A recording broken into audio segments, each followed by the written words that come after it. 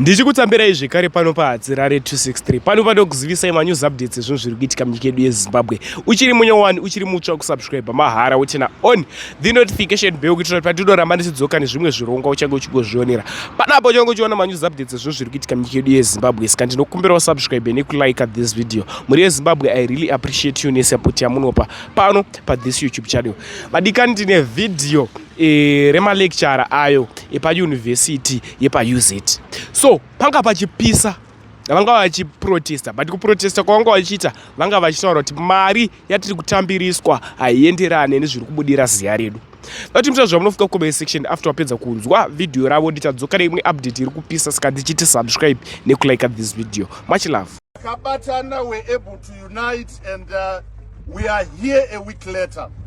Creating a historic strike not only for the lecturers of Zimbabwe but for the working class of this country. Yes. We cannot sit back and accept a clear haste robbery of our sweat and our work as workers that happened after October 2018. Yes. You cannot have a situation here, a salary reduce from 2,250 to less than 250, and we continue accepting that. No.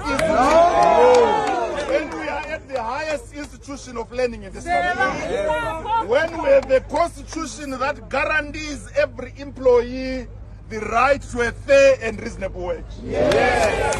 So we want to welcome and congratulate you, Zamaitanas.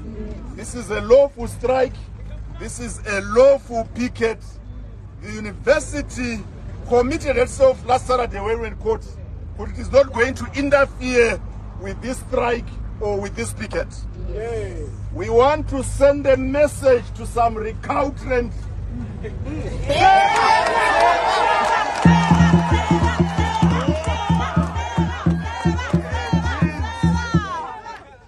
madini atakanzwa nemachairperson. Vatiri kunzwa kuti vari kusenda mamessage ekuti ukasauya kuzoisa mapepa eexam kuexam board, ziva kuti contract renewal yavapo.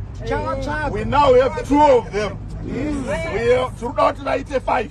2 is not enough. And then demonstrate to them put the whip of the law.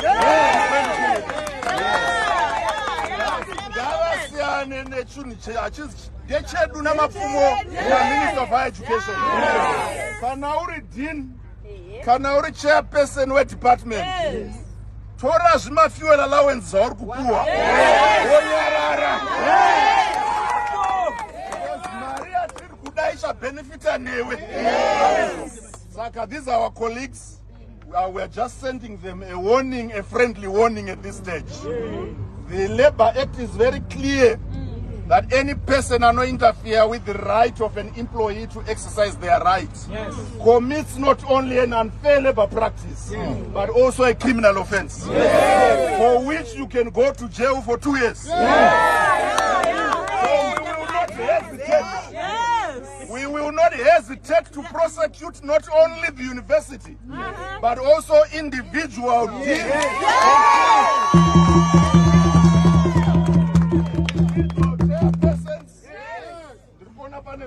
security as well as senior management, asset protection, who are going to interfere with this strike.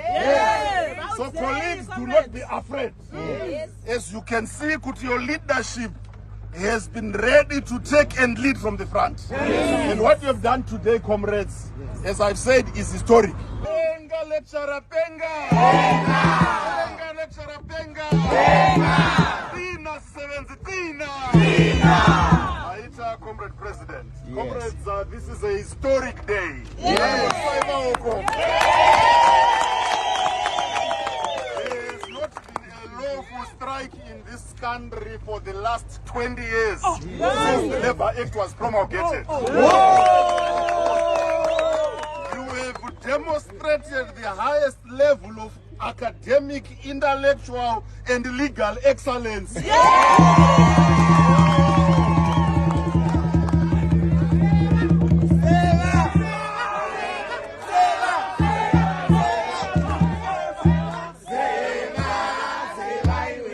Zimbabwe.